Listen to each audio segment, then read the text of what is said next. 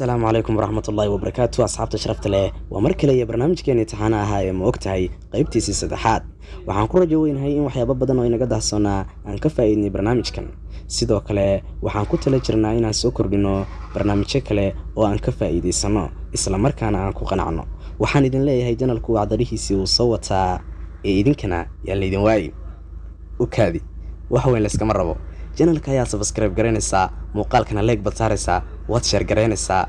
insha Allah waxaan leeyahay gacantu idin ma goodo gamco wada jirbay wax ku goyn karaan waxaan soo gaarnay mowduuceeni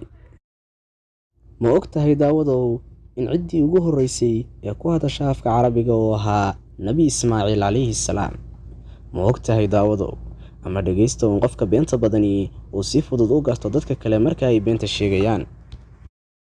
mase ogtahay daawadow in uu raago ogaasaha ninkii ugu horeeyay ee afka Soomaaliga u qaybiyay tix iyo tiraab waana kii gabaygiisa ku lahaa hadal waa tix iyo tiraab محمدو waxaad tiraahdaye si ogtahay daawadow ama dhageystow in faraska hadii laga jiro dibka uu dhimanayo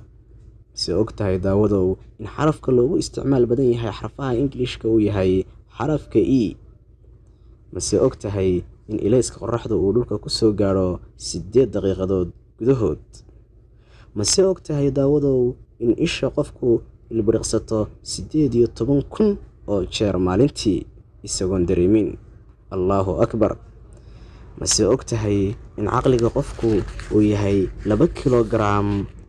una ka kooban yahay 150 unuga aqli in uu geedka silisaytuntu jiri karo 1500 oo sano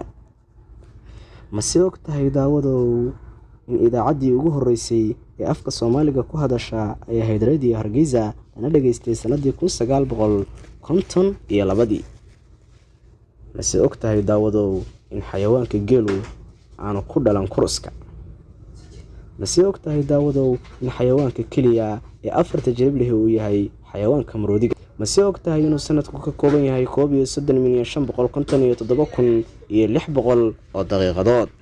ugu dambeyn asxaabta sharafta leh waxaynu soo gaarnay gabagabadii barnaamijkeena tan iyo kulanti dambe waxaan idinkaga tegayaa salaamullaahi calaykum